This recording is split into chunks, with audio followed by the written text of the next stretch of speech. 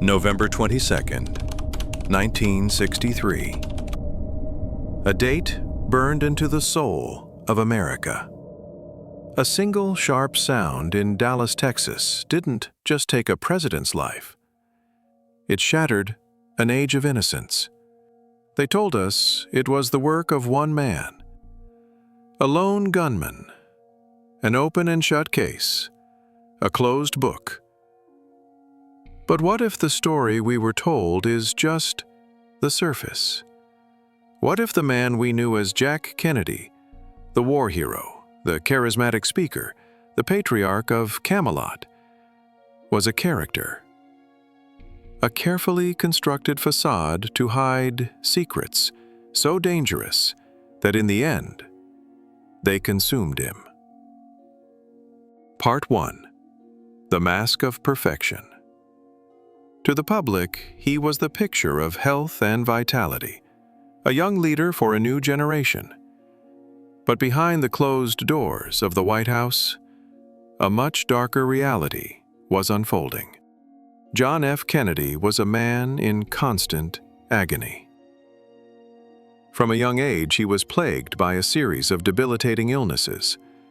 Addison's disease, a rare adrenal disorder his body could barely fight, left him perpetually exhausted and vulnerable. His back pain was so severe, the result of a war injury and a botched surgery, that he could barely tie his own shoes without help. He wore a rigid back brace under his tailored suits, just to stay upright. His daily survival depended on a cocktail of drugs, painkillers, stimulants, amphetamines, administered by doctors who kept the nation's most closely guarded secret. The image of strength was a lie. A necessary lie, perhaps, but one that set a pattern of deception that would extend far beyond his health. Part 2. Pacts and Broken Promises. His appetites were not limited to power. They were insatiable. While America saw Jackie as the epitome of grace, the halls of the White House told tales of a revolving door of lovers. Actresses, interns, socialites. But some of these liaisons were more than mere indiscretions. They were threats to national security.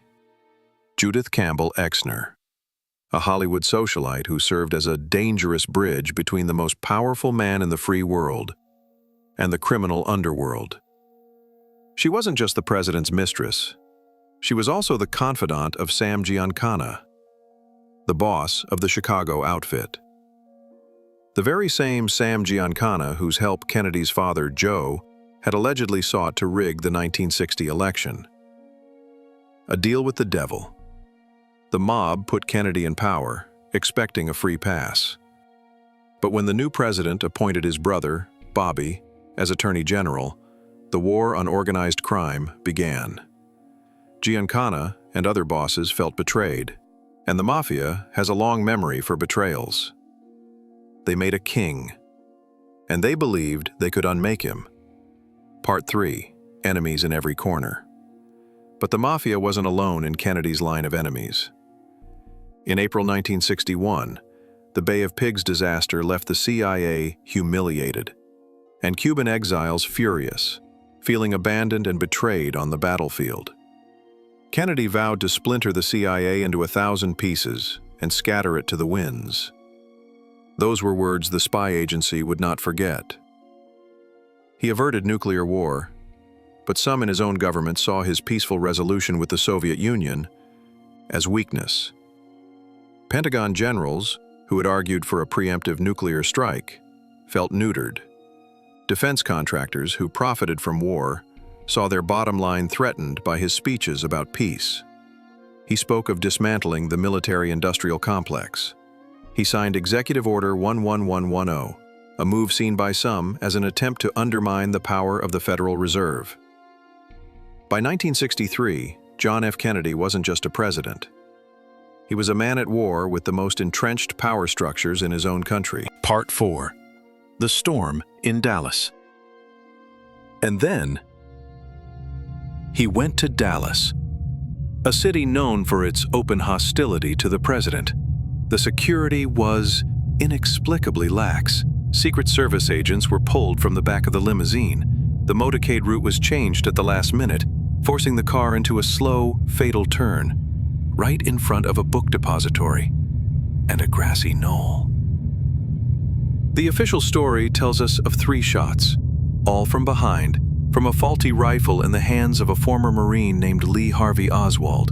But eyewitnesses, including police officers, reported shots coming from the front, from the grassy knoll.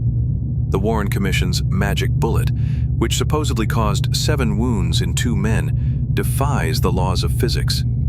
And the patsy? He never got his day in court. 2 days later, he was silenced forever by Jack Ruby, a nightclub owner with deep ties to the Chicago mob. A convenient cycle of violence that buried the truth under more questions. Conclusion. Who gave the final order? The Mafia collecting a blood debt?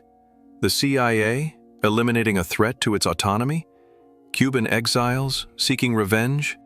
Or a dark coalition of them all? A silent coup d'etat in the heart of America. For over 60 years, the answers have remained in the shadows, guarded as zealously as the president's own secrets. The image of Camelot may have been an illusion, but the darkness behind it was terrifyingly real. And perhaps the greatest secret of all is not who killed the president, but why he had to die.